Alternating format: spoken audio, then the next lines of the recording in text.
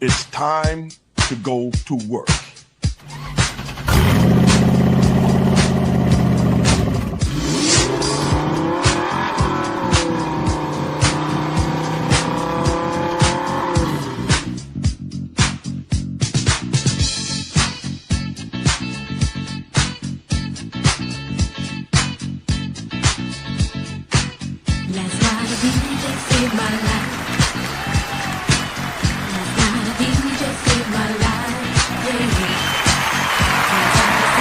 Welcome to the world's most dangerous podcast, Straight Shooting with Stevie Ray.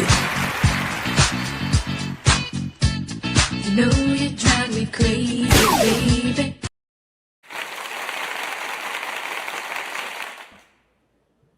Hey there, girls and boys. We are back again with another glorious show here on a Tuesday night.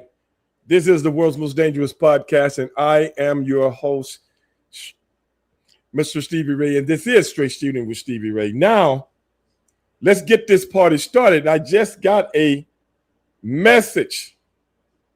From a friend of mine who was supposed to be our guest tonight. Now,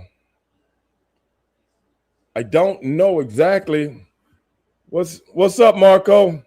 Who's out there? Bunny's out there. How's it been? Dashing, what's going on? It's been good. Wait a minute.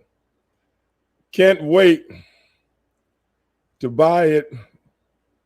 Will you do an audio book like Russo? No, man, I'm doing a book. I don't know if I'm going to do an audio book, though, but we'll see. We're finishing up a book now, but we'll see. I don't know if I'm going to do an audio book, though. That'll be up to the people that I'm working with. So, because I'm not really telling wrestling stories and stuff like that, like Vince is doing. As you guys know, I'd rather do that kind of stuff like we're talking right now. And sometimes you guys trigger things in my head that I can tell stories about, and I think it's more organic when we do that. And I think it's funnier when we do that. If I do something off the top of my head instead of trying to do it on an audio book, which, that's work. But be that as it may, man, we got a lot of things to talk about tonight. Now, Mr. Producer, we all know, man, he's out there. But hold on a second here. Let me check something out here. You guys bear with me for a second. Now, I'm looking at something here.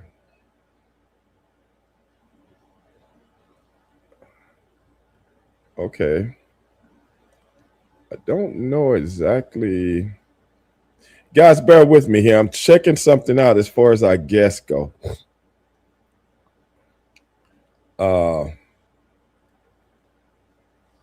Don't know if I want to hit the button, man.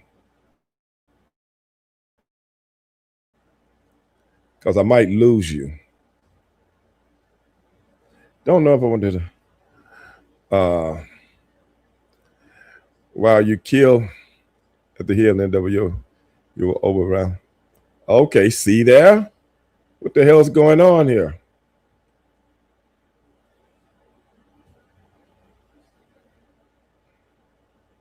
I think I got it back. Yeah, but beat it as it may. What's up, Marco? Who's that dashing? You guys were asking me some questions. I'm sorry, I lost you for a second. But everything's good. Everything's good. Now, where was I? Yeah, I was talking about Mr. Producer.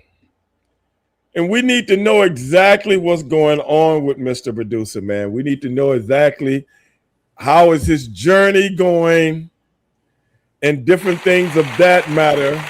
And we got to get to 411 on Steve. what he's been going through, man. Is he going to make it home? Is he there? Are you there? I'm here, Steve. I need your help, man. Okay. I need your help. What's up? The Bronto broke down, man. It broke down. Oh, man. That's a hitchhike. I've seen things, man, and I'm not proud of it, man. I'm not proud of what happened over the weekend. How did Bronco break down? Man, I don't know. It was the transmission. It just died on me. And I got picked up by a hitchhiker. And honestly, Steve, I felt sorry for the guy, so I treated him to Chick-fil-A. And the weirdest thing happened. I actually got some footage. Do you want to see that? Yeah, let's see it. All right. We got the 2 chicken nuggets and then the number 1 that's going to be $22.50 at the first window. Okay, thank you. Yeah, no problem. Or my pleasure. My pleasure. I said my pleasure. I said my pleasure, right? Fuck, dude, you gotta let me in. I said my pleasure. I said my pleasure. You can ask him. I said it. Oh, you can. I said it. I said my pleasure. I said it. I said my pleasure. So that was 2 chicken nuggets and a number 1. That's gonna be $20.55 if you just pull around to the front window. What happened to the other guy? So there was no other guy, but if you just pull up, your food will be ready. Okay, thanks. Yeah, my pleasure. I don't know what's going on over here, man. I think Hey, I'm man, in I think you Tampa. need Sonic, what's up, brother? Lou, what's up? Hey, man, I think you need to stay out of places like that, bro. Man, You're not having good luck. no, I'm not. You're not having good luck at all, bro. No, You got to know where to go. Listen, You got to know where to go. But you made it to the show. You got your bearings enough so we can do the show tonight. Am I right about that? Yes, I did. Okay, great, man. Well, a lot of things has happened over the weekend, Mr. Producer, and a lot of things have happened after the weekend also. Woo! Are you Do telling you me know we're gonna that? get down to the nitty gritty? What was that? We're gonna get down to the nitty gritty? Brother, we're going to get down to the real nitty gritty in this here city, if you know what I'm man. saying. You know, but man, I know you saw it. Mm. I know you saw it. Did you see the big interest to the game last night? Oh, you mean this one, Steve? Let's see what you got.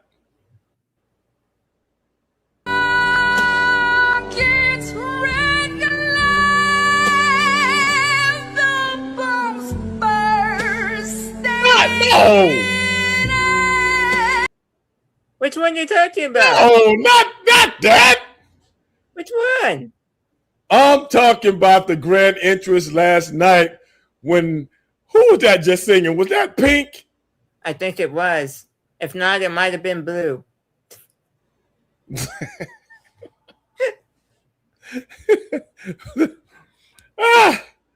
I'm talking about last night Oh, during the national anthem. during the national anthem. Yeah, Oh, okay. I found the correct footage. yeah. And bright stars through the perilous fight. Are you talking about that one, Steve? Yeah, man. Go back to that, man. Go back to that. I gotta take something out. Go back to that. And bright stars through the perilous fight. That was a hell of a voice. Oh man. Somebody just said he's still on with us. You want me to try to bring him in? Oh, yeah. Okay, I'm trying to send him the invite. But it might cut us off. No, it shouldn't. We should have. Okay, well, yeah. okay, I'm just gonna send try him- it. Okay. We might have a special guest coming on. Yeah, we just might. But in your words, Steve, be that as it may, yes, there was a lot of controversy surrounding the adorous cheers that we heard during the national anthem yesterday. Your thoughts? Well.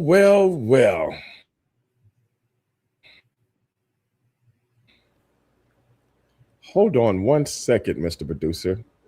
I think my I think I think my deal is tripping. Mm. Um yeah, my thing is tripping here. It's asking me about a okay, let me try to Gmail. It's asking me some stuff that we have taken care of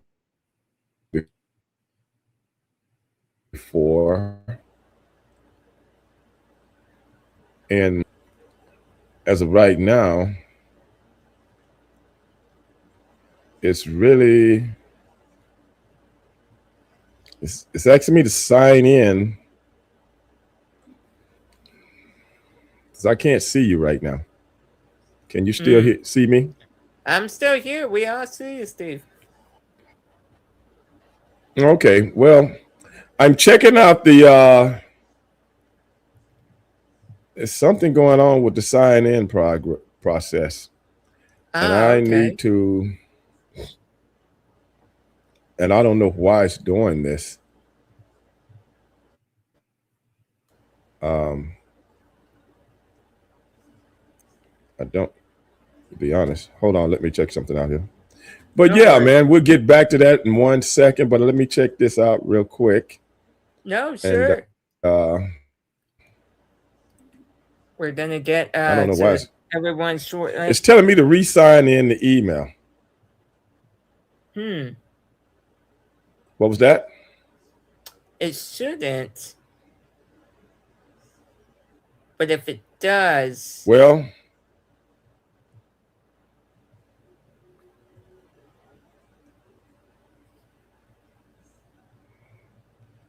now it's asking me about solitaire.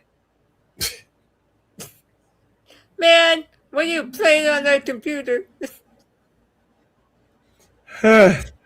Not me. Well, I tell you what. yes. I tell you what. Changes you make, maybe. Uh-oh. It seems we lost Steve. For now, right now, let's just replay the footage. And I will walk you guys through. So last night, Donald Trump attended the NBA Knicks game and was able to be welcomed by thunderous applause. As you can see, let's play it again. And bright stars through the perilous fights. Now, hold on. I think we might have Steve coming on. Steve, can you hear us? If you're stuck playing solitaire, For some reason, it won't send me an invite. man, I thought you were busy playing solitaire for a minute there. We lost you. Let me send this message to our guest. Because like I said, when you're trying to do it when we're on the air, sometimes it's a little different. Sometimes it's a little different. Yes. Let's remind the audience that this is a live show. Anything can happen and will happen during this time. But, for the most part, if we cannot get our guest on at this time, there is also next week or the week after. But no. And let me just switch it over for Steve. And there we are. And that's just the way it is, people. Oh, yes. And for those of you watching at home, I am extending our time by 5 minutes. Yeah, so do that, please. You get an extra 5 minutes with Steve and us talking about solitaire. Well, I'm finished. I'm almost finished here. Oh yeah. Marco, But yeah, man, what I would Marco like in for the you to comments. do, what I would Marco like in for the you to, comments. Marco, what did he say? He It's some says sound tech. it's some solitaire games on Swag Bucks. You can get paid for and rewards apps. Yeah, too.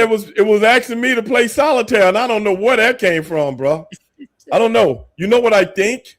I think our system, Mr. Producer, it must have reset itself updated itself over the last couple of days, because I that think so, wasn't too. on there the last time I used it. No, Last it time I wasn't. was up here messing with it.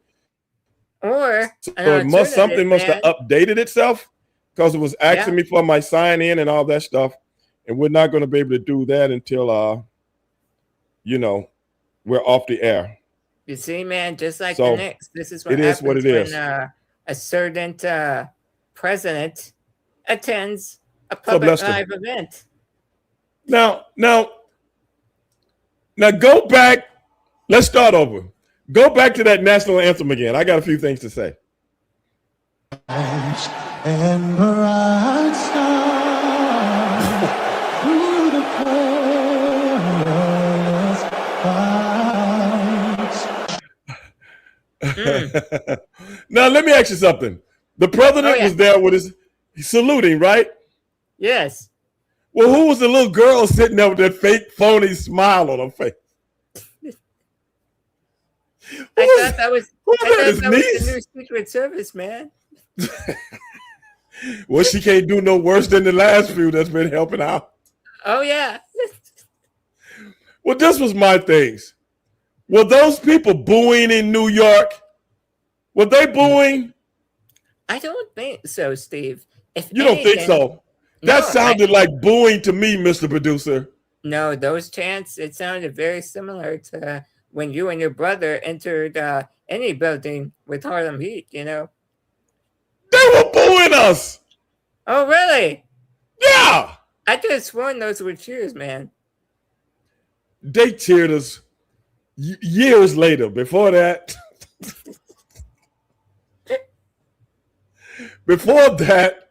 they booed us. Now, I'm I pretty did- sure.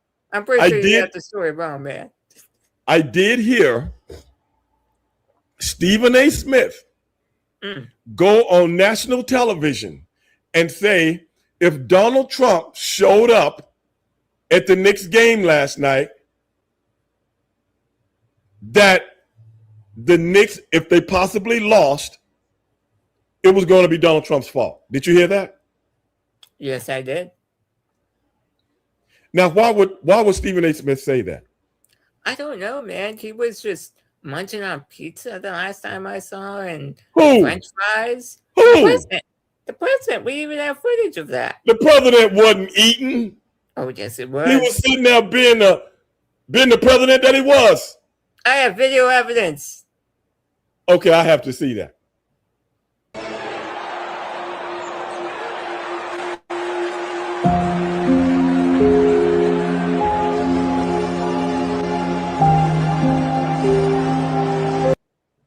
Stuffing his mouth. And what's wrong with eating a couple of French fries, bro? Man, what's wrong is that I'm pretty sure those were McDonald's French fries, man. They look. I don't think they were McDonald's because they were a little bit too long. They Hey, look wait a minute. I think I cold see and Avi out stale. there. They look cold and stale, man. Look, I've been in the skyboxes. I've been in the booth. Do you know what goes on up there in the booth? No, I've never been. I'm man. going to tell you what's going on up there in the booth. That's why I am who I am. I Oh, come yes. on to try to educate. I come on to try to give some kind of remnants as to what goes on up there. There's so much food up there. I've been at the Indy 500. Yes. I've been at the Super Bowl. Yes. Mhm. I've been at the big NASCAR races. Oh yeah. Yes.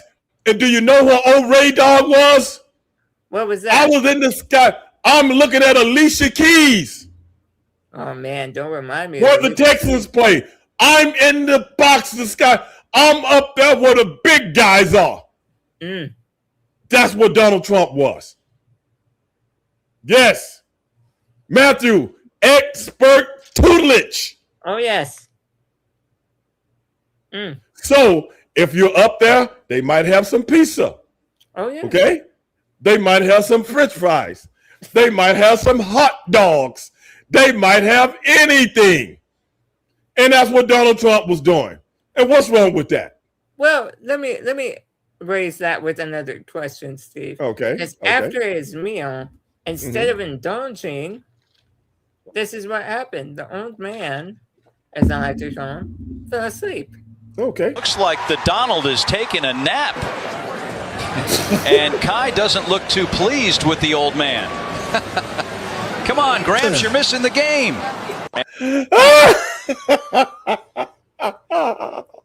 Did you see that spook?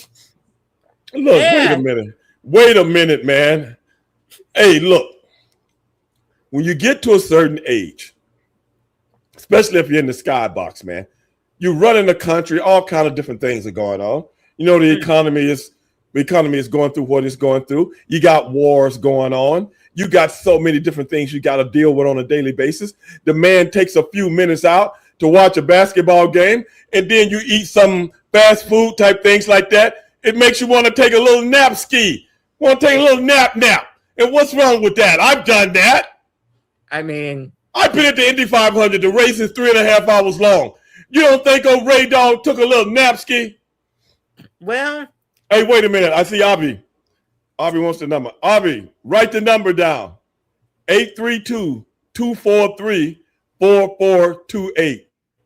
832-243-4428. But Avi, give us a couple of more segments before you call in.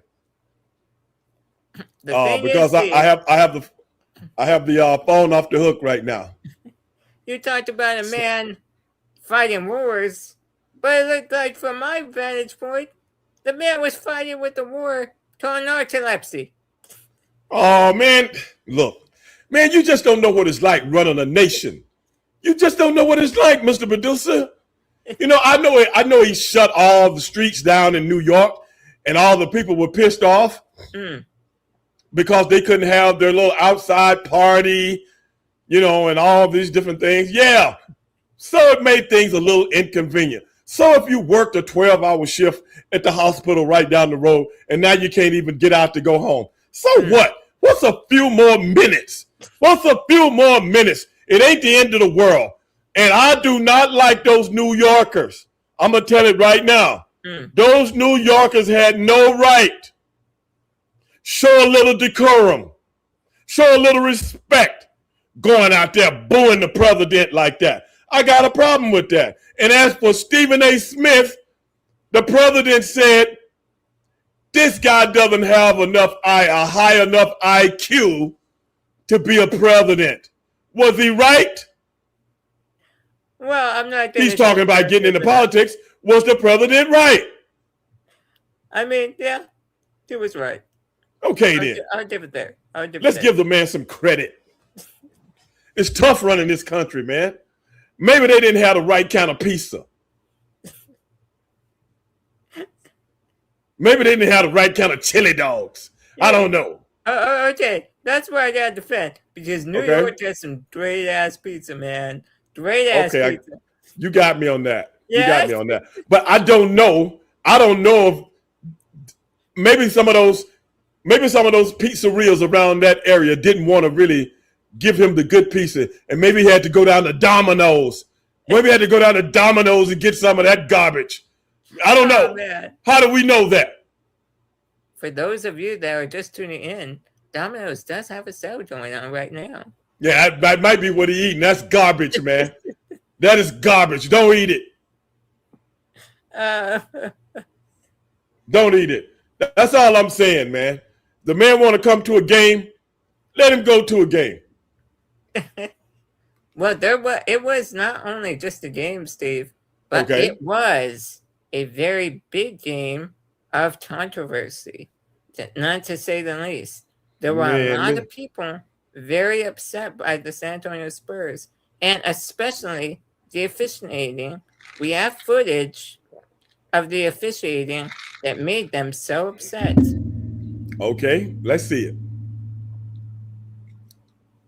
Frustrated on this call, Josh Hart went to get the ball. Cornette bumped into him, and then Hart with a push. So Hart gets called for a technical foul. It'll be a one-shot technical, but the Knicks are upset that this was not called. This was egregious right here in the back of somebody's neck and head. And I get everybody is wrestling, everyone's holding, but that right there is extra. And Brunson, luckily he is.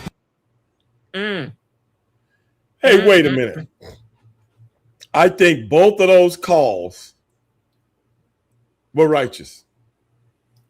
Well, Jalen Brunson, you get up under me. You lucky it wasn't me. I would have elbowed him right in the back of the cranial region.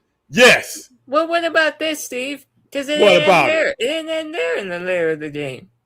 We'll review this foul to see if it meets the criteria for a flagrant foul. Well, clearly an offensive foul. The impact on the follow-through could sometimes lead to the flagrant. Man, get up. If anybody knows about flopping and taking a bump, it's me. Okay? Oh, yeah. Jalen Brunson needs a little bit more tutelage, and he gets away with things like that. And the referees saw that. They saw that in the first game. They came back in the his third game, and they corrected a lot of things. So as far as I'm concerned, you got what you deserve. Yeah, all of them. We have a comment from Avi as well as a video to back it up. Okay. Avi says, these fouls are non-stories. Well, Avi, for watching at home, we have a special video of Knicks fans complaining about the refs. This is pretty much what we saw. Oh. Hey, Bri. Yeah. Ah! Damn it! Ah! There's glass in my eye! Oh, son of a bitch! Yeah, pretty much. Pretty much, Avi. Sorry. Oh, come on, man. This is the finals. Yes, The it refs is. are not. This is the thing, man. This is the thing that always, when it goes against you, everybody's got something to say. But when you get the benefit, nobody comes out and says, yeah, I thought that should have been called that way. That's the hypocrisy of what we're looking at in professional sports. Yes. Now, if I accidentally hit somebody in the eye with my thumb, if I'm in the middle of a match, you know what I would say to him, Mr. Producer? What's that? Nothing. Mm. Pro wrestling is a tough sport. You don't like it, get out. That's what I say. So there's no coddling and babying in this sport, is what you're saying. In any sport, only the strong survive. Only the strong survive. As long as you do it the right way. As long as you do it the right way. If you don't do it the right way and you get caught, it is what it is. But I think slowly but surely, a lot of people are making these misconceptions, I think, about the refereeing. I think the guys did a hell of a job. But what I do see is that San Antonio is turning up the heat somewhat. They're getting a little bit more physical with the New York Knicks. Yeah. They're getting a little bit more physical, so these guys are so young. I remember, this is a true story. I always like to tell real stories about my professional wrestling career. Let me tell you something right now that is similar to that. The first time me and my brother went to Japan, our mentor, a Mr. Manny Fernandez. You know Manny Fernandez, right? Oh, yes, I do. Okay. Manny Fernandez kept telling me and my brother, don't be so easy with these guys, man. Yes. Don't stop giving these guys, the Japanese guys, so much respect. This is a true story. Oh. Then one night, one of the Japanese guys come up to me, and you know what he said? I'll tell you what he said. He said, let's take it easy tonight. In his broken English, sounding like a bigger version of Sonny Ono. Don't go after Sonny, man. Yeah, Sonny probably in on it. But anyway, I said, okay. We start the match. Oh, yeah. Guess what this guy does? What does he do? He goes behind me, grabs me, picks me up, and does a suplex right on the back of my head. Ooh. After he had said, we go easy tonight. We go easy tonight. After he had said that, you know what I call that? I call it a great impression. I call that a Pearl Harbor job. Who knows more about Pearl Harbor than the Japanese? Wait, what? So this dude gonna Pearl Harbor me? Just like the Japanese did in 1941 while everybody was at church? What did he say? Oh. Brother, I'm gonna tell you right now, that was the worst day of his life. Oh, yes. You know what I did? I broke his collarbone. Oh. Dude. Yes. I broke his collarbone. Mm. And I ain't sad about it at all. Because this is the way I look at it. I'm not going 10,000 miles to get my neck broke in a country that I don't even know the customs. Mm. I'm getting back to Texas. You dig? Oh, I did. And then the other guy, the next night, so now we sending a message. The next night, we knocked the guy out in the middle of the ring. I powerbombed him and tried to put him through the match. Ooh. And then his partner, my brother, starts putting the boots to him. Then his partner jumps up and tries to stop us. Then guess what happened to him? I'm guessing it didn't end well. It was just like growing up back in South Park. Oh. Houston, Texas, where I'm from, the south side of Texas. I'm going to try to put your ass on the critical list. Man. So that's why I say what I do when it comes to basketball, football, hockey, whatever. Only the strong survive. It reminds me of the Chick-fil-A worker I showed earlier. Yes, same thing. Don't bitch about it. Be about it. Mm. Another proverb from old Ray Dog. Mm. Yeah. So, well, speaking of Steve, there was controversy after the game as well. Now, I heard something about this, but this being New York, we're going to have to get Avi on in a few minutes to talk about this. But let me see what's up. Yes. Let me pull that up for us.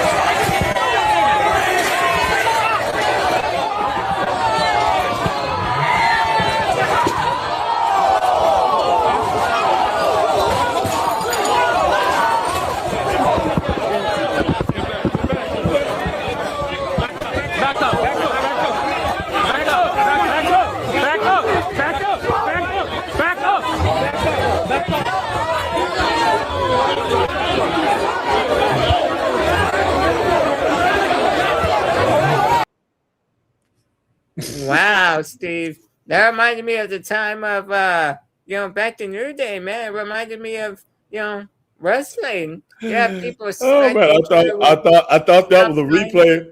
I thought that was a replay of us and the Nasty Boys when we had that match in the grandstands and all that stuff. What? You see, this is what I'm talking about, man. People got to show some kind of restraint. Sports is not that serious, man. It is not. And then this is my thing. The one guy, his britches falling down on his ass. He can't even hold his britches up. And then the police are sitting there like, let's find a good place to jump in. What the hell's going on, man? Oh yeah, and you never guess what, Steve? What's that? You know, we have. I don't know if you heard about the ticket prices. Ticket Oh prices man, in Madison. yes, I did hear about the ticket prices. Yes. So we have. For those of you that don't know, you know, the ticket prices we're doing anywhere between $3,000 at the lowest, all the way up to whopping $500,000 Yes. for courtside. We actually have a video of fans reacting to those prices. You Let's want to see. see, Steve? Yeah, let's see them. And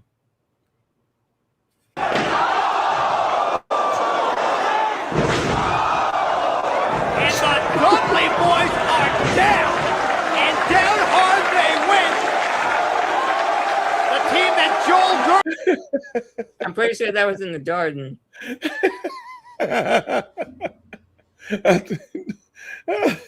That's how I would have felt too. Yeah. Oh my God. You know, 200 and I'm looking at somebody paid a ticket like $225,000. Wow. That is ridiculous. My boy said David Van Erich didn't make it back from Japan. Oh man, that was an unfortunate deal right there. Yeah, he didn't make it back because of the guys. That's a whole different situation. But anyway, brother, I'm looking forward to the next game. Oh, yes. What's very ironic, is that the home team Yes. has lost all 3 games. When is the last time that happened? I have never seen that. Wow. You know, the home team lose the first 3 games. Yes. I don't know if I know I've seen it, but I just can't remember. But you know, it is what it is, man. What's next on the docket, man? Next on the docket is we want to send a big congratulations to Serena Williams. She won her comeback today.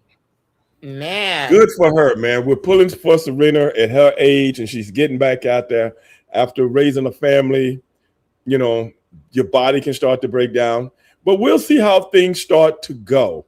Oh, yes. When a little the upper competition starts to chime in somewhat. Yes, and I have it noted here that at just 44 years of age, she didn't miss a beat right here because she won all her straight sets, which is phenomenal.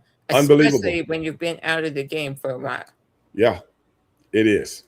And brother, Oh, yes. Serena Williams is a phenom. Oh, yes. You know what I'm saying? She's a Michael Jordan type. She's a LeBron James type.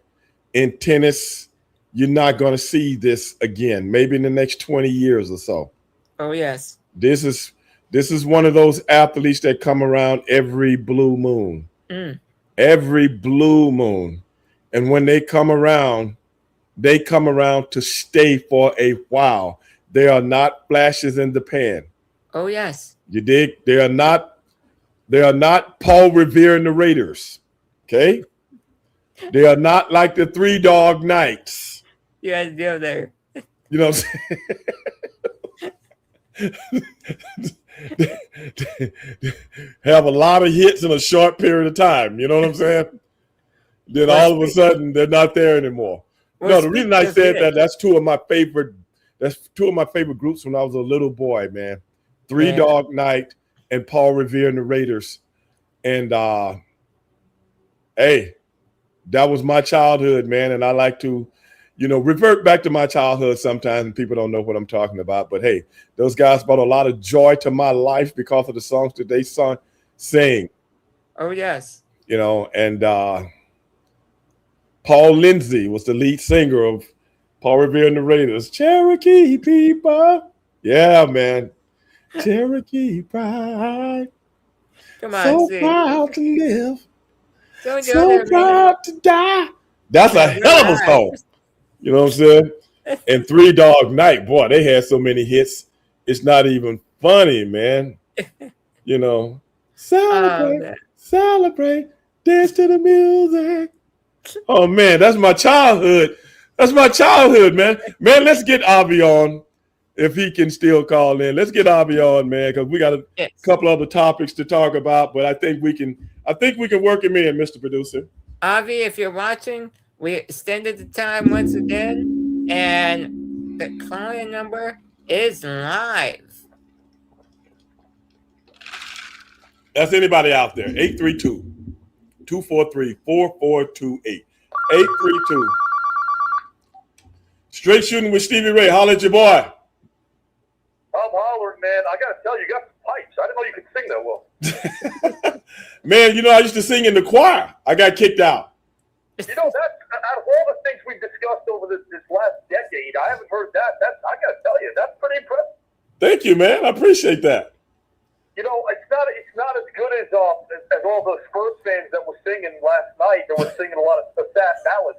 Avi, if you're watching, Avi, I'm just going to say this. You might be thinking, wait, they won a game. Why would they be singing sad ballads? They're singing me saying ballads because no matter what happens for the rest of this series, Victor Wembanyama is going to have to deal with the wrath of hostile Americans talking about him being the face of the NBA. And he's met with a lot of resistance because he's a foreigner. We're starting to see that happening right now. Wait a minute. The NBA has never marketed, I'm talking the business side of the league. The NBA has never successfully marketed a foreign player as the face of the league. Let's see if it happens. But things are changing now. But we've never had a foreigner that was talented enough on the big end and going to the championships. We had a lot of great foreigners, but not one of those guys that can be in a dominant position. I think this guy. Dirk, how about Dirk? Huh? How about Dirk? Dirk was never considered the best guy in the NBA. No, he wasn't. No, bro, you know what? When you win the MVP award and the title carrying your team on your back for a small period of time, because I agree with you, over the course of 5, 6, 7 years, he wasn't. But in that small window of 2, 3 years, he was probably the best player in the league. But we've had a lot of those, Avi. Of course. He was a foreigner, but we've had a lot of those, and that's what I was just talking about. The guys that bring it for a long period of time on top. Those are the phenoms. We were just talking about Serena Williams. There's a lot of people can play tennis and had good careers. But when you have a career that spans 20 years or more on top, that's a different kind of guy. And just because people are pushing men as the face of the league, I don't think it boils down to the NBA. I think it boils down to the fans now. Oh, yes, it does. It used to boil down to the NBA, but I think the fans have the power to see who's who right now. But I think also, if you're thinking about the fans, you know, you just mentioned the fans. I want to ask you, Mr. Producer, the following. Do you think, for 1 second, that Donald Trump was a deterrent to professionals who have come up with a system? You know, I find it quite insulting to have all these talking heads, who, by the way, are doing their job. They need stories. They create stories. We get it. Right. We understand the whys. We should know the whys. We may not like the nonsense that they spew, but if we think for 1 second that people who've come up through AAU basketball, high school basketball, collegiate basketball, which is now required, and the pros, if you think that these guys at the highest level who made it to the finals are detracted by a president or by Celebrity Row, people don't know sports if they think that these guys are rattled by that. Not at all. I think that was I think that was more clickbait than anything. Because at the end of the day, brother, don't sing it, bring it. This is the NBA. This is the finals. Absolutely. You are fighting for your very life, your very existence. That is why I say don't get involved in all that kind of bullshit like that. Squarehead, disturbing to look at Jason Whitlock. Okay? I'm glad you brought him up. He's the very person that inspired me to lead in with Victor Wembanyama being ostracized for what? for a non-story that developed only on his channel, which, by Right. the way, had everything to do with Victor simply standing in silence with his arms crossed when the national anthem was played. I have seen a host of different NBA players Bro. smile, laugh, speak, have their arms crossed, and that has nothing to do with disrespecting America. It has everything to do with the fact that Victor Wembanyama right now is being seen as some sort of foreigner who's captivating everyone's attention.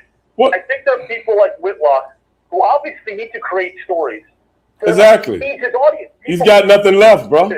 He's got nothing left.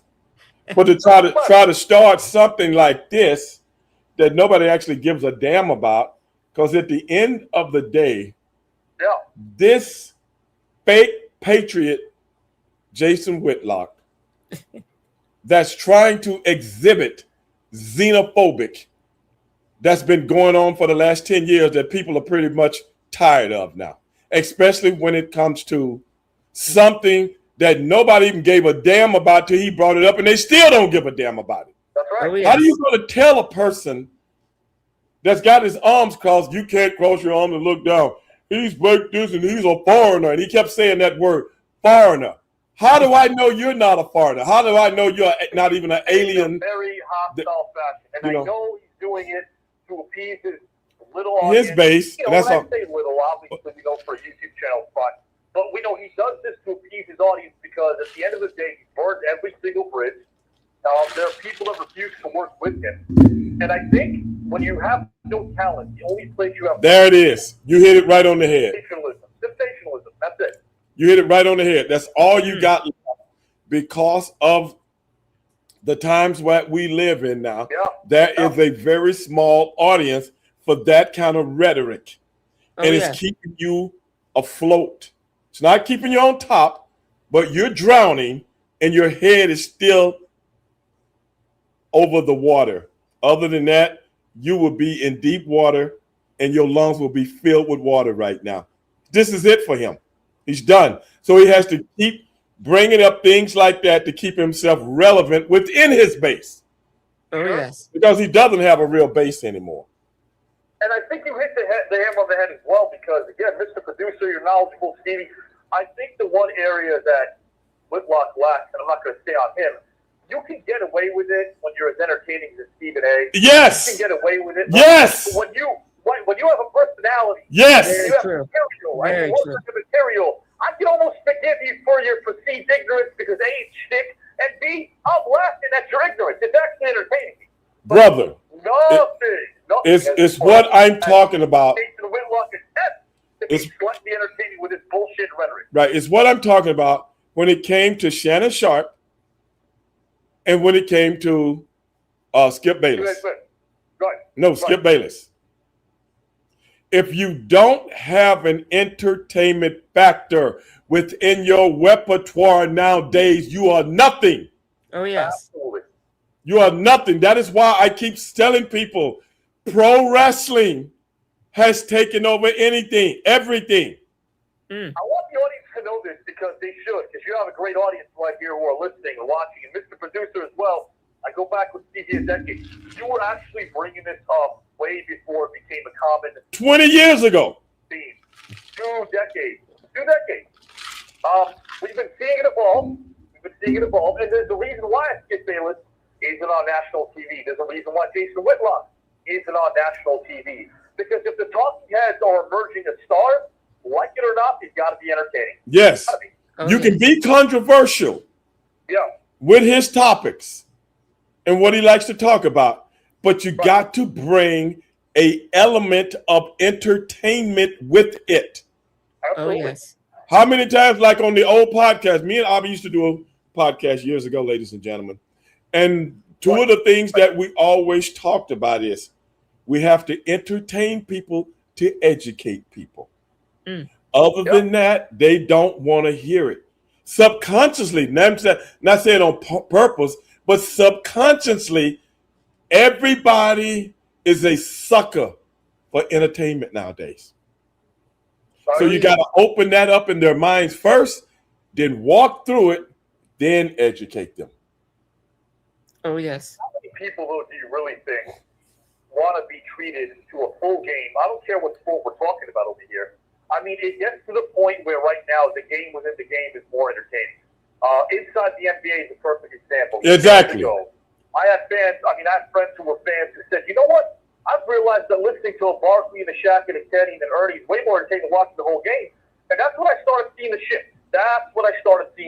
Right. And when more stations and networks are evolving, I used to work for Lionsgate, and they were the first people that I worked for, at least, that acknowledge how the game within the game is way less important than the wraparound, the highlights, the ESPN Sports Center episode. Right. People want things to be digestible now because look around. You got 50,000 options. You don't have the time to sit down and watch. No. Like when we're discussing a game, I will only call in your show to discuss an entire game or a series because I know when you're investing your time in watching a game to analyze it, you watch it from top to bottom. Right. Oh, yes. Right. Many people do. Not many people do. Yeah. I also think people need to start, slowing down their roll a little bit and realizing that one game doesn't dictate anything. There's meant to be adjustments game to game. That's why you have a best-of-7 series. Right. That's why you're meant to study tape and play and bring it the next game. When you're playing a regular season, when people said they were shocked the Pistons, the number 1 team, right, went down the way they did in Flames earlier, it's because teams didn't adjust to them during the regular season. They were too busy playing to another team on the second half of back-to-back. But when you're locked into a 7-game series, and you can accentuate other teams' flaws by studying them, by practicing, by going into the court the next game and preparing to vanquish your opponent by studying the way that you did, it's not really that hard to put them under a microscope. They have no offensive talent. When you look at San Antonio, when you look at the New York Knicks, I pretty much am the only person I know that said the Knicks were going to lose last game. And at nothing well, by the way, those damn celebrities who think they're doing everybody a favor, they're not. Because what they're doing is they're taking the attention away from these young guys who are busting their asses, and we know why they're there. We get it. The world of sponsorship, the world of donations, it's New York City, it's the marketing capital of the world. We understand that. Right. However, when the celebrities take precedence over the players, there's a built-in resentment. But I guarantee you that the players didn't want a James Dolan inviting even some of the legends we see right now. Right. But you know something? Give it up to the Brunsons. Give it up to the Right. Brunsons, the Bridges. Give it up to Towns. Give it up to the guys who've earned their spot to get there. But the thing is, if anybody knows that, it's New York guys. Oh, yes. If this was any other city, the New York guys know that because they got to go through that every night almost. It's just not promoted on television because most of the games are not on national television unless you got some kind of package or something like that. That's right. But when it's coming down to everybody, like you said, that's involved in all these different companies that's invested in marketing their products on these stations and stuff like that, and you got the faces there. It is what it is, man. You just gotta deal with it. And New York guys know that. I'm quite sure they've discussed all that. I don't think it. Wait a minute. Any stories about taking David Flair to the black strip club? David Flair ain't never been to a black strip club with me. David Flair ain't never been to no black strip club with me. Where you get that shit from, man? They would eat David Flair like a bowl of collard greens if he went in the black strip club with me back in those days.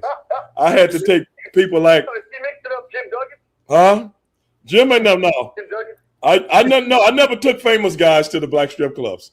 Okay. Because them girls will rob them, man. Them girls will eat them up. They eat them alive, Mr. Producer. I think they stole my Bronco, man. What was that? You said you would take me to the barbecue, wouldn't you? Nah, we'll talk about that off the air, bro. Well, see, the barbecue, you got to realize the cookout is not the black strip club. See what I'm saying? Yeah, you can come to the kickout. But the black strip clubs I used to go to back in the day, man. One night, okay, somebody want to hear a story, right? I'm going to give him a story. Mr. Producer, should I give him a story? Do we got time to give him a story? Yes, just remember we're live. Okay, yeah, we are live. Okay, I'll make sure it don't get too graphic. All right. Don't ask me what year this is. I've been hit on the head with too many chairs, okay? Wait a minute. So who was that? Matthew said, you told the story of Jim Duggan was already in the strip club when you when you had to get there. Yeah, the Jim Duggan one, man, that's not a black strip club. You got to realize, Matthew, that's a regular, plain white strip club with a bunch of white girls and maybe 2 or 3 black girls and maybe an Asian girl and maybe a Hispanic girl. Yeah, that's regular shit, man. Getting him out of that shit is easy. If he had been the black strip club, they would have ripped all his fucking clothes out and threw him out the fucking second floor. So that's how they do it to black.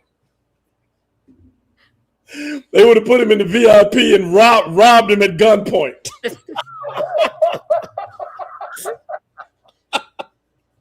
So no, I couldn't take no anybody. Well, Avi, you remember Roadblock? He was from New York too. Remember Roadblock? Yeah, he was from Rochester. Yeah. Well, Roadblock used to go with me a lot. Okay. Right.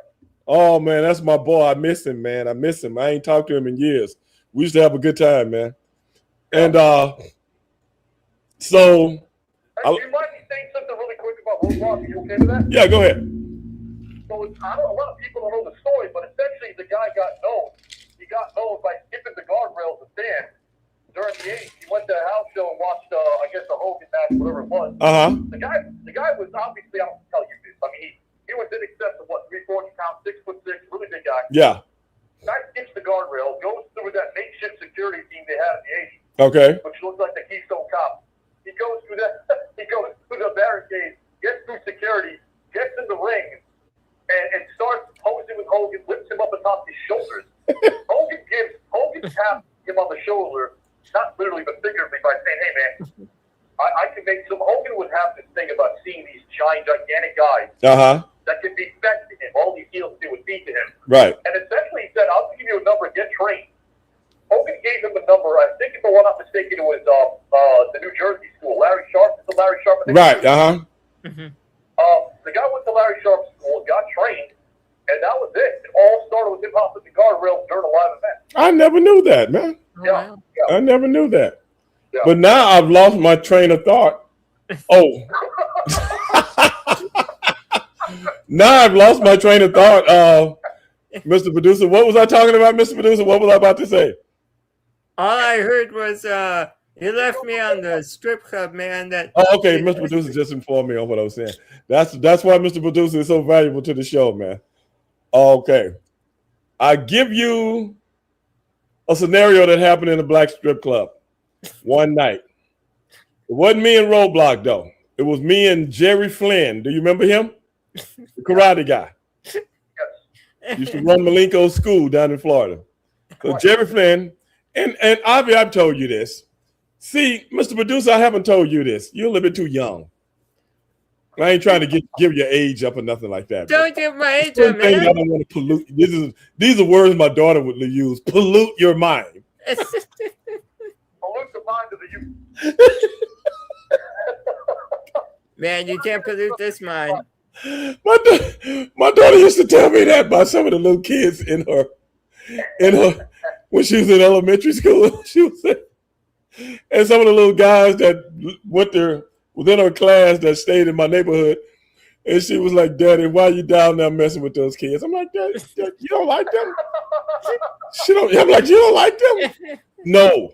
I'm like, "Why?" And by the way, he also saved the lives of certain people at the gym. Well, they didn't have proper. That's a different story. I don't know. Different night. All I'm saying is there's a couple of guys out there in Houston, Texas, who want to see these going to their lives. Get that one day, I'm sure. She said, Daddy, those kids' minds are polluted. I'm like, I haven't heard the word polluted since I was a kid, man. You know, you hear the water being polluted. I'm like, what? But anyway, let's get back to this story. Now, somebody just said he heard me tell a story about David Flair on my old podcast, Stand Up for Greatness. I did, but that had nothing to do with strip club or nothing like that. That was just him. That was just him left out, in the field, and nobody peeped him any game for him to know how it was out on the road. So me and the cat took him up under our wing for a few days. But anyway, it was me and Jerry Flynn, and some of the guys would come to me after we do TV tapings on Tuesday night. And guess what they wanted? What do they want? They would come to me and say, "Hey, Stevie, are you going to the strip club tonight?" And I'm like, what you know about, you know what I'm saying? These ain't y'all ain't no brothers. Y'all can't be hanging out with old Ray Dog. You know, you can't be hanging out with old Ray Dog with a fanny pack and shit like that, man. You know what I'm saying? What's wrong with the fanny pack? Yeah, brother. You know, you got. I mean, I can attest to that. The New York City clubs were my thing back in the day. You've got to look. Start. You know the deal, Avi. Come on, brother. Now what I look like hanging out in the strip club and you got some, you know, combat boots on and a fanny pack. You know what I'm saying? But it was Jerry. Looking like G.I. Joe militia soldier. Yeah, you know, you're a winter soldier. You know. But Jerry was dressed pretty decent. Now, I never told them this back in the day. You got to realize that. I would never say that in front of nobody, but I'm going to pull your coattail. You know how we do in the business. We pull your coattail. Like I had to do with Dean Malenko. You know what I'm saying? I had to do with, you know, Perry Saturn, you know, and some of those guys, man. Let me holler at you a little bit, brother, you know. And I'm gonna take care of you. That's how I am. But anyway, I was like, cool, man. Jerry dressed pretty good. And I said, you go with me. So we go to the strip club. Right. And hell, it's $20. This back in the 90s, it's $20 just to park. You know what I'm saying? Just to park. So you're out of $20, $30 before you even sniff anything, dog. So we walk in and the guys all know me. You know what I'm saying? Yeah. Hey, Stevie Ray, blah, blah, blah, you know. And I go, this guy's with me. And you should have seen the guy's face. You know, it's like, that guy? Yeah, this guy. You know what I'm saying? Okay, well, if he's cool with Stevie, he must be cool. Yeah, so we go in, man. Oh, brother. And it was always, I told you about this. I don't know if I told Mr. Producer. Every Tuesday or Wednesday night, they have what they call knock a bitch out night. So all the guys had heard about this and they wanted to go see it live. And knock a bitch out night is where the girls, they have a ring set up in the middle of the club. A ring, a boxing ring. And the girls, females get in there and box. It's not the girls, the dancers though. These are real boxing females. They have to get a license and everything. Oh, yes. And this doesn't go down, Avi, until 2 o'clock in the morning. It don't start till 2:30. It's regular strip club. And then about 2 o'clock, it turns into Studio 54 type shit. It's so packed that you can't even move in the place. Sure. Now, this is a true story. I don't make these things up. They actually happen. So me and Jerry sitting there having a good time, man. And you see, and these are totally new clubs. Totally. Sure. Women walking around with so much money hanging off their thighs that it's like, this is crazy. So anyway, in my world, I'm blending right in. In Jerry's world, he probably never seen this before, but he's blending right in, right? Now, the security in this club is like Fort Knox, okay? They don't play. And when I tell you they don't play, they don't play. So if you get out of line and you get your head smashed in, don't say nothing. Because you had it happen. Because this is one of the top strip clubs in the city of Atlanta. So, 2 guys across the club. Yeah. All the security guys walk around with shotguns, Avi. Shotguns. Yes. They're walking around. You know, guys walk around with pistols, handguns. No, brother, these guys got heavy artillery, and the place is packed, jam packed. In the heat. Anyway, I can't hear you, Mr. Producer. I don't have my headphones on. Anyway, 2 guys got stupid on the other side of the club. Me and Jerry was on the other side, but we could see the commotion going down. And I'm like, what are those dudes doing? And this is in the middle of winter, okay? It's cold in the middle of winter.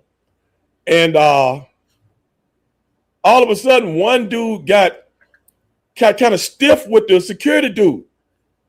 Brother, when I tell you, he pulled out his mace and then he sprayed the guy. And you remember when the NWO used to come down and jump on people? This was the most realest NWO shit I've ever seen in my life. They beat these two. It was two of them. Them dudes beat these. Oh my Jesus. Now, by him spraying him with the pepper spray in an enclosed area, you dig what I'm talking about? Because it's cold outside. It emptied the club. That means everybody's getting that. People are just probably leaving it droves. Brother, when I tell you, I can see a wave. You remember how those people used to do the, You remember how those people used to do the waves on a football game or a basketball game? You remember that? You can see it. You can see it coming, and when your time to do it, you know what I'm saying? Me and Jerry Fred looking at it coming toward us. All the people hauling ass trying to get out, and then it hit us. Golly! Me and Jerry went out the back door. Okay, right behind the DJ booth. So you tell me that you and Jerry Flynn were like those two guys in the Godzilla movie that were so in awe of the beast that it was standing before you. Instead of running away when you should have. You know, he was a martial arts guy. He's pretty gentle and quick. He's like a long guy. He's like a long guy, right? Pretty small guy. You 100% right. But this is the thing, Avi. Yeah. We didn't know at the time that the prep was. We didn't know. We kind of seen it. You got to realize a lot of people in front of all this. We saw it happen. We didn't know if it was just a little, a lot, nothing. Not then when you see the people scattering, it's almost like a science fiction movie. Something's coming, but we don't know what it is. You know what I'm saying? And then it hit us, man. Everybody cleared the whole fucking bar. And I'm talking about the girls. Like I said, this is a totally nude club. The girls are outside, totally nude. Oh, wow. You know what I'm saying? And then the dude comes up to us with a shotgun and goes, "Stand behind me, Stevie Ray." They stand behind me. I'm like, no shit, man, because if anything, so me and Jerry are standing behind this one guy with a shotgun. Everybody else is outside in the parking lot, on the sidewalk. The girls are butt naked. Everybody running to their cars. This was the craziest shit. They brought those two guys out of there. I swear to God. Oh, my God. Both of those guys looked like they went fucking 10 rounds with Larry Holmes. I'll tell you this much. I'm not predicting who's going to win these finals. But I will go out on a limb and make a prediction that Jerry Flynn never asked you to go out anywhere ever again. He never did. Jerry Flynn never asked you to go out socially ever. No. I think he did one other time. I take that back. Okay. I take that back, Abby. Okay. I forgot. One other time we went. And guess what? Tell me. I can't tell you. I can't tell you. Come on. You going to be hanging? I can't tell this part on the show, but I'll tell you off the show. Okay? Let me ask you this. Okay. What story you did tell right now, well, as you were recanting the story detail by detail, which is amazing how you can recall, and you've always been this way, the way you can retain stuff. Did Jerry Flynn have the time of his life? He had the time of his life. Yes. Put it like this. He was sprung after this. Okay? He was sprung, bro. You know, and then I get in the middle of it, but I'll tell you that at another time. But yeah, Jerry was good. Jerry was good people, man. Man, that is one hell of a story, man. This is a true story, bro. I never seen so many naked women outside. I'm talking totally nude. They still got all the money attached to their legs. And I'm like, it is cold as shit, man. And I'm like, oh my God, brother. What a night, man. That's a true story. That's another Stevie Ray story, man, that would go. Part 2 of that story. When? Huh? Where are we going to hear part 2 of that story? Man, I'll have to tell you about it later on, man, off the camera. But somebody was asking me about Stevie Ray doing. I want to say this. You're talking about dressing up and being 50. Hey, we all know it's 2026. It's been over 30 years. I just want to say this.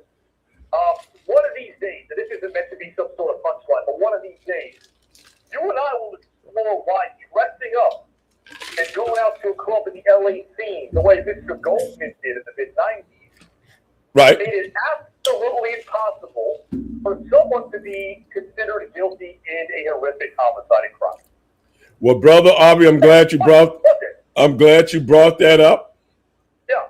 Tomorrow night, ladies and gentlemen, you can listen to this too. Tomorrow night, I'll be going on a podcast with David Otunga. Mm-hmm. Oh, okay.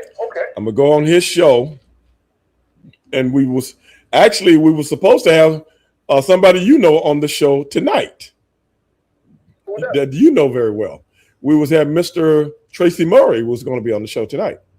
Oh, yes, former Houston Rockets. Yeah, but we had he had a situation. He had a death in the family, and I thought he wasn't going to be able to come on. And by the time he called me and said he was able to come on, it's hard for us to get him on while we was already on the air. You see what I'm saying? Okay, speaking of guests, and by the way, David Otunga, for those that don't know, extremely intelligent guy, the real deal. Oh, we've had him on the show. They know him. Oh, yes. Okay, the two of you, I want to be able to check this thing out the next time he's on, because the two of you are going to have one hell of an intelligent conversation. Oh, wait a minute. No doubt. That's not the end of it. That's not the end of it. Next Tuesday night, a week from tonight, David Otunga will be on Straight Shooting with Stevie Ray with me and Mr. Producer, and we are doing a whole show on the O.J. Simpson trial. That's amazing. That's amazing. As you guys can see it on the screen right now. We're doing a whole show, and we're going to be talking about things that you're not privy to, that you're not heard of. Because I honestly believe this whole thing, this is just me, Avi, from some of the research I've done, I believe this whole thing with O.J. Simpson was some kind of psyop. I really do. Literally, I guess, 3 to 4 hour conversations about this.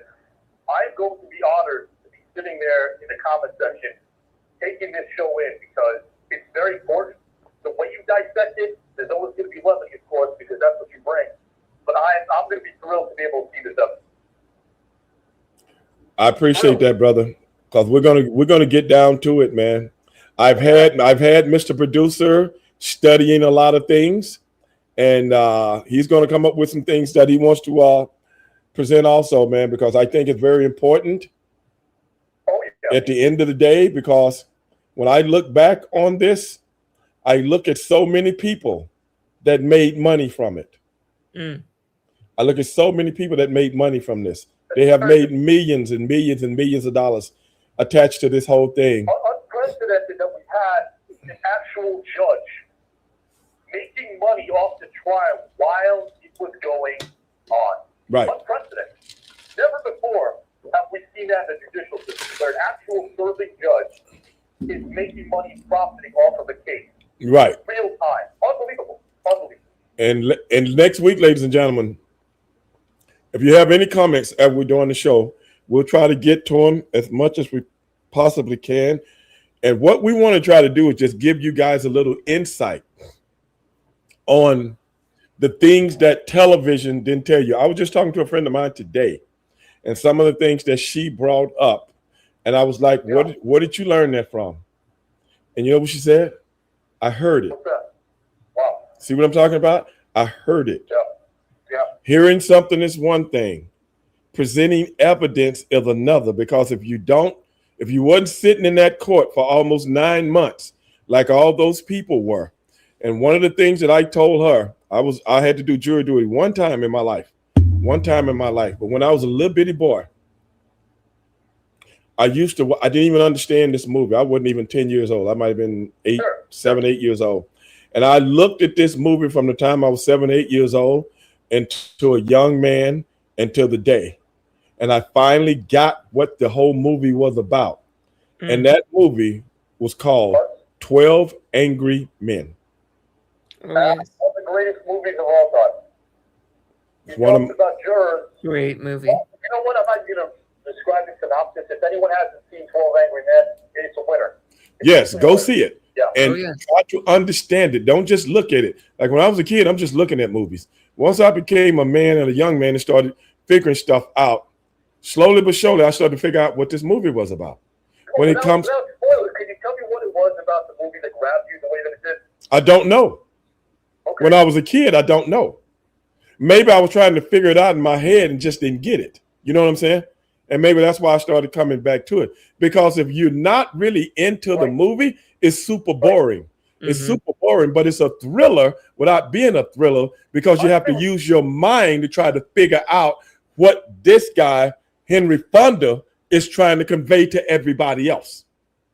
So in that sense, it did speak to you more so even as an adult. Yes. Okay. I want to say this to you. I feel like the internet's written in pen, not pencil. Right? We can't edit things out, which is why if everything's written in pen and we can't edit things out, right, it's going to be more difficult as the years go by to discern fact from fiction.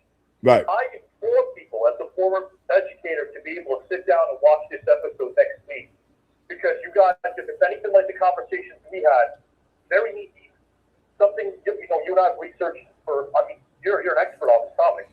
I cannot hype this up enough. I want to tell people from my network. I see a lot of now who are watching your show as well from my network, and Bethany and Lester. I want everyone to watch this show next week. I'm going to do my best as well to get on my network tomorrow and Saturday and remind people where to go next Tuesday night. I appreciate that, man, because, hey, man, we're going to get down to it. I didn't know David was so into this like I was. And once I found out, we started chopping it up. And I was like, hey, man, let's do a show on this, man.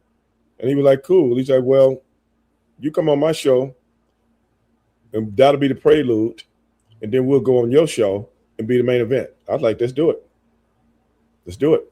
So that's what we're going to talk about. That no one has ever brought to light ever. I mean, again, there are little things that you brought up about. Again, I'm not going to ruin it for anybody, so I won't get into the nitty gritty right now.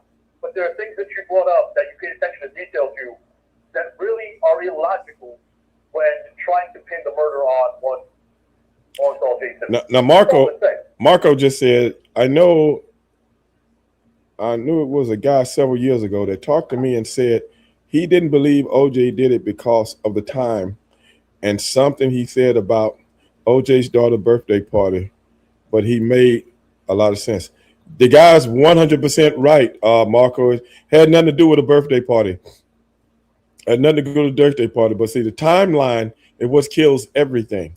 The timeline is what kills everything. There's so many other factors that are involved. You got to realize to kill two people, to slaughter two people. This is what I always like to bring up to people. How many times, if you are a man and you have a wife or you have a girlfriend or you have a significant other that you love, okay, and you have a fight with her, not a fist fight, but a fight when you guys are, going back and forth and the anger is up, the emotions is up, and this, that, and the other, because of the simple fact that you actually love that person, you can't calm down. It does not calm down. No. It does. Now, if you are a hitman, okay, that kills for a living, those guys can kill because it's just business to them. You've seen it in the movie, but there are people out there like that. There are snipers in the army that they, you gotta go kill somebody, and when you get it, then boom, it's just another guy dead, man. Mm-hmm. They're desensitized to that. But if you've never been around that kind of carnage, death, murder, this, that, and the other, I've seen people get shot. I've seen people get stabbed. I've seen people get knocked unconscious. I've seen a bunch of shit in my life. But I ain't never seen nobody get killed face to face or something like that. I walked up on somebody dead. It's interesting that you brought this up because when you think of the Colombian necktie and how precise that is, it's abhorrent, it's disgusting, it's horrible, it's horrific, sure. Right. But it takes a certain person to be able to do that with such precision.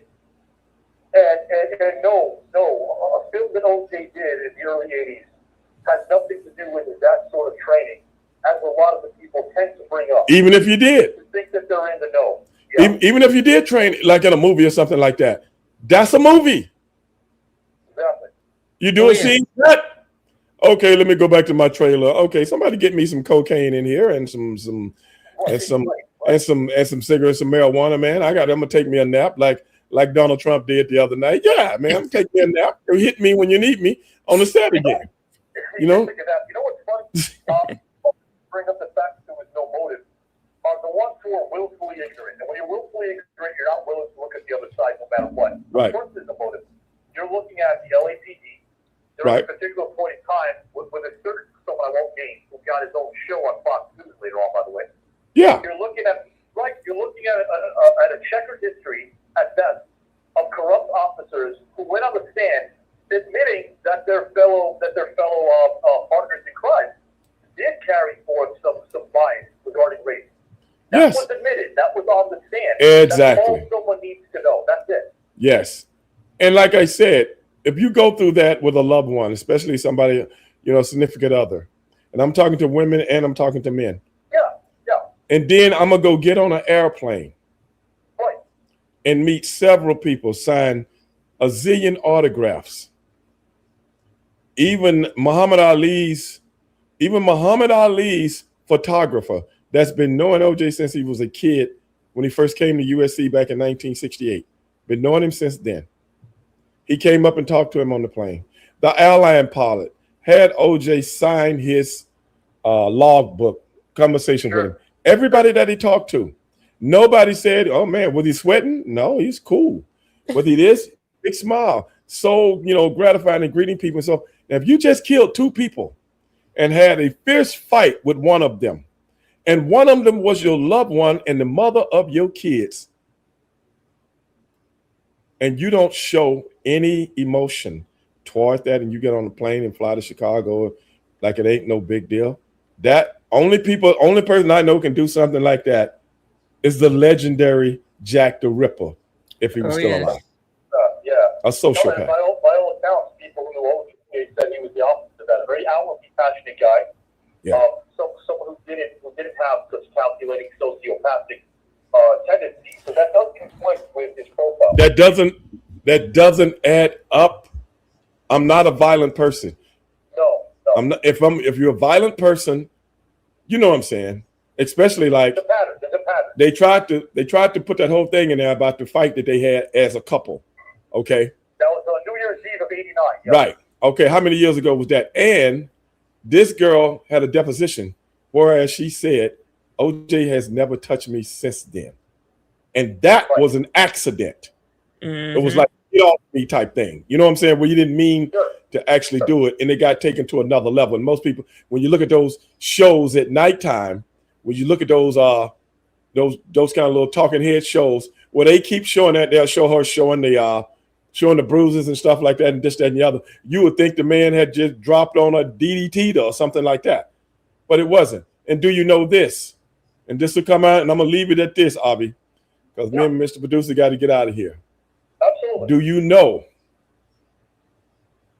O.J. Simpson, after that incident, went to his attorney and told his attorney to restructure his prenup. And the prenup said if he ever did something like that again, you see what I'm saying? That's right. He wrote that in his prenup. Yeah. Or if I ever did something like that again, whether it's accidental or not, the prenup is not in void. Right.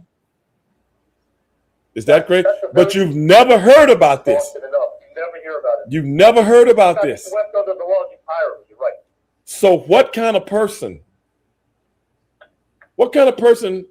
is going to change I'm going to change my prenup for somebody I love if I ever did something like that again? Absolutely. What does that show? That shows the character of a man. And you're not even bringing up what you will next week. Oh no, I'm just. Even if you're a fact-based person, the timeline as you alluded to earlier just doesn't add up. So you're right. You're absolutely right. You got 60 minutes. Yeah. Oh, no, I take it back. You got 45 minutes what was that son that said? Somehow OJ still seen as guilty, even though found innocent. Meanwhile, people actually did it on camera are being called. Oh yeah, man. That's just the world we live in, Sonic. That's just the world we live in. See, the thing is, once the dime was dropped, once they started to put the thing together to frame him, now you can't back off. Oh yes. So people don't think this is conjecture. I know we got to go, but I got to say this very, very, very, very fast. It's important to get good information out there. So again, if people ask me about the why, where does it start? Really quickly, your father, Stevie, if you allow your child to get away with murder, you allow your child to continuously behave negatively and badly, and they're rewarded for it or ignored, they'll keep repeating that behavior unless they're punished, correct? Exactly. Okay, enter Police Commissioner Daryl Gates. When a Daryl Gates is allowing this sort of behavior, not only to occur during 94, but we got to remember something. This is the same district, the same county of the LA riots that took place in 92 as a result of that sham of a verdict from the Rodney King trial, right? So right. The police commissioner did nothing to clean up the riots. He did nothing to even slap those horrible police officers on the wrist in 91 through the Rodney King meeting that we all saw on video. And then, of course, entered this trial. So Daryl Gates is the one who enabled this sort of behavior year after year after year. And not only that, Avi, and I want people to look this up. The LA police are the most corrupt police in the United States of America. Maybe second to New York. I'm not 100% sure over the years. I would say the most corrupt, I would say. Yeah. Oh yes. And they had a big deal that went down out in LA that nobody remembers. And I had to tell Vince Russo about this. And I said, I'm not going to tell you what it is. You're going to go look it up and you're going to tell me next week what it is. I think I know what you're talking about. Okay. You talk about the whole Rampart situation. That's all I'm going to say about it. Rampart. Go look it up and see exactly what all these guys had been doing for a zillion years. And then go look at how many people got out of jail because of it. That's all I'm going to say about it. That is the LA department. So if somebody inherently doesn't believe that a police officer is not capable of trying to fix it where I'm going to make you look guilty and I am a genocidal racist. And you are a black guy formerly married to a white woman. You don't think I'd do that to you? It writes itself. You know, I knew the screenwriter of Copland. He did research, and I asked him, you know, you were talking about the New Jersey town and corrupt officials. Where'd you get that from? He goes, my research, Daryl Gates. That's what inspired me. So people in the know are in the know. And I know that next Tuesday, they also will be in the know. And I want to leave you with this too. This past Saturday, we kind of shocked the world. Wayne Brady was one of our guests who showed up out of nowhere at this tournament. Mr. Wayne Brady, he showed up there with Jamie Jones and Tone Loc. Hey, hold on a second, Avi. Hold on a second. Matthew, you got it, Matthew. But go check it out. Matthew just said the movie Training Day was based on the Rampart scandal. He's 100% right. A lot of people don't know that. Go ahead, Avi. He is right. I was going to say, we talked about race relations on Saturday on the network with Wayne Brady, with Tone Loc, and with Jamie Jones, all for one. And it was interesting to see where Tone went because the topic I gave him was, if you can have a key, the topic was called history key. If you could have keys given to a historical figure so they can open up the door to a new generation and inspire them. Tone Loc said, I'm not picking an African American. I'm not picking Martin Luther King. I'm not picking Frederick Douglass. I said, why? He said, I am picking Madison because Madison can influence a lot of the bigots out there that would actually take heed. They wouldn't take heed to an MLK. Right. They were bigots. But they would listen to one of their own. So to be able to kind of think about those situations upside down in reverse, I think we need more of that. And that's what your show brings. That's what my show brings. I'm glad we're kind of raising awareness of that. Oh, yeah, most definitely, bro. It's like I said, brother. This whole thing we're going to talk about, I honestly think it was some kind of psyop put together. Because too many things happened and fall together at the same time. Everybody couldn't be on the same page. And I'm gonna ask you this, Avi, and I'm gonna ask you, Mr. Producer, and all the people out there that's watching right now. I appreciate all the comments that you're giving right now. Who was that saying? We're pretty corrupt here in this small town. That Bethany, and police were the first gang. Who was that? Mr. Five. Mr. Five, what's up, man? I ain't know you. Police were the first gangs that were called the thief finders in England. Wow, I didn't know that. They were wooden helmets and carried cars. They knew where every criminal stored stolen stuff. Yeah, hell yeah. But now, this is something, and the reason I say it's a psyop, and it's something. Essentially, the thief finders were plain clothes officers. Right. Yeah. The reason I say this is a psyop, because nobody ever asks this question because they're afraid to when they're on television. Because a lot of times when you're on television, you can't go against the grain, just like Scott Pelley just did with 60 Minutes, and they fired Scott Pelley. Everybody can go look that up too, because he's seen what was happening and he didn't like it, and he spoke up and he's fired. And I've been watching Scott Pelley for what, a zillion years? 20, 30 years? So anyway, this is a question that I always ask people. Sure. And I'm going to end it with this, Avi. Okay. I'm not asking you per se, but I ask any black person. I always ask black people because we so convinced, we as African Americans, we so convinced that he's guilty too because of the propaganda. But I always ask people this. I know I'm not the only one that thinks like this, but I think like this because of my research. How many African Americans have you ever seen or heard to go on a national program platform and say, I think O.J. Simpson is guilty? How many? Not many. None. None. Not one. Not many. Not many. No, I ain't talking about on a news show where they got 5 guys over here and 1 guy over here. I'm talking about on a, let's say, Good Morning America or, Johnny Q. Copeland. Got it. Yeah, not one. You know why? Because he knows what's going to happen if he says that. That's why. I know we're not going to get into it, but I got to tell you something. When you brought up PSYOP, I do believe, based on my research, that there was an orchestrated psychological operation by the government regarding this. But I won't get into that. I won't get into I hear you. I agree with you. I agree with you. This was something else, man. Because I've never seen this kind of evidence. And people will still come on television and say, oh, the evidence against them was overwhelming.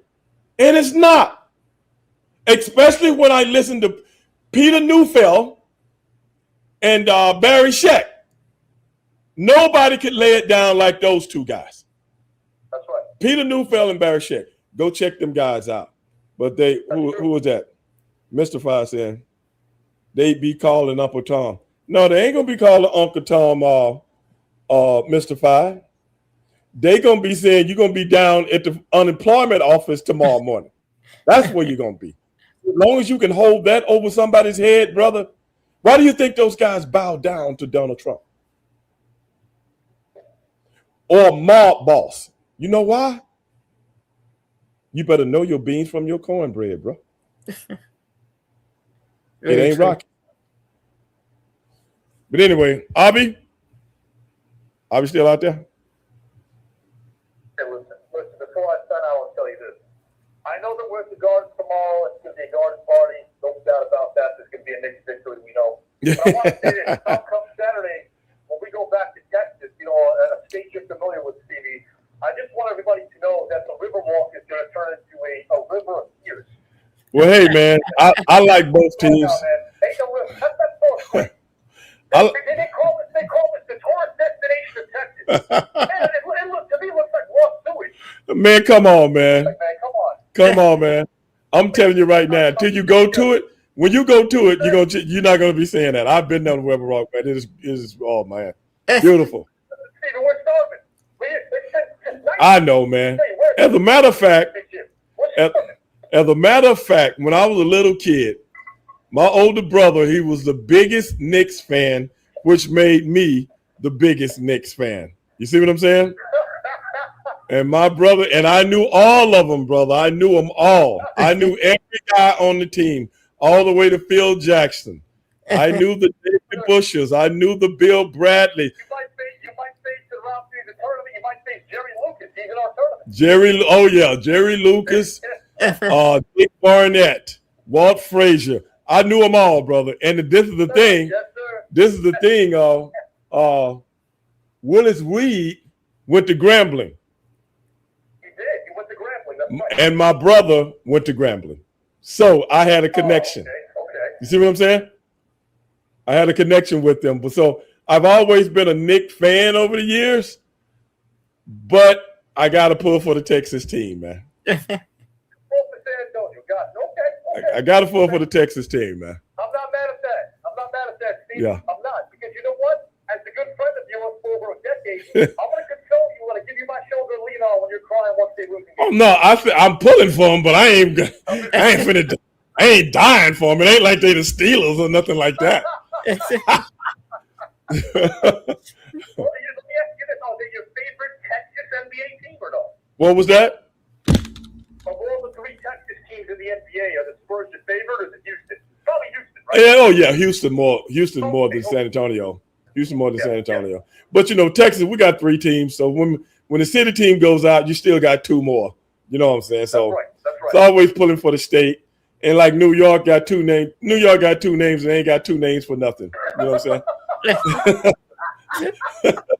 saying?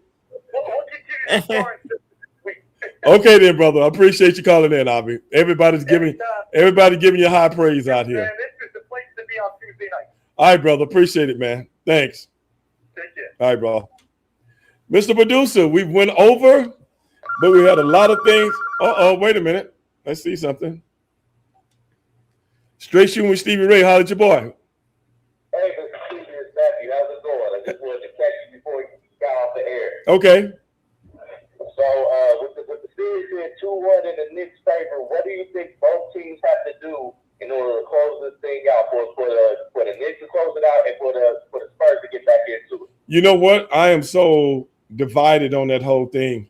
I think the team that makes the less mistakes win this series because I think they're so evenly matched in so many ways. Yes. That's just what I think. You've seen the mistakes that San Antonio made in the second game, which they could have won.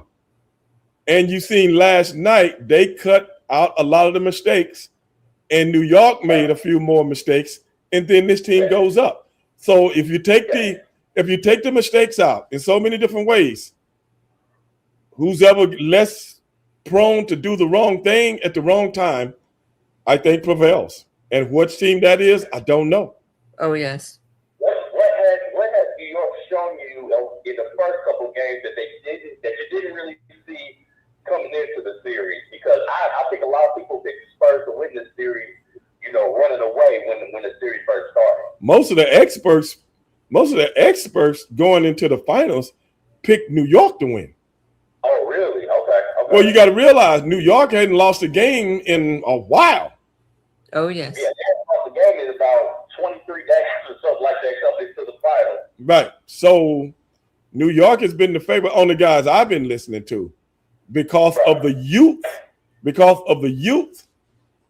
of San Antonio. And not only that, New York is very well rested. Yes. So I see 2 equal teams, man, and they both got superstars. They both got role players. They both got guys that come off the bench and get hot. Brother, change the uniforms and take the 7'4" guy out of it. You damn near got the same team. Almost the same team. You know what I'm saying? You damn near got they. So that's what I see. Yeah, it's been a good series. One of the more interesting series that I've seen in recent years.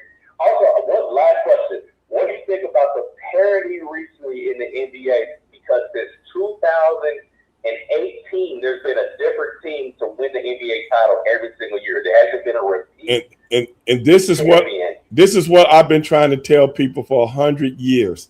In all sports are looking for parity. Yes. The juggernaut game doesn't work anymore. It's not good for business. Not saying a team doesn't want to be a juggernaut in any sport. Of course.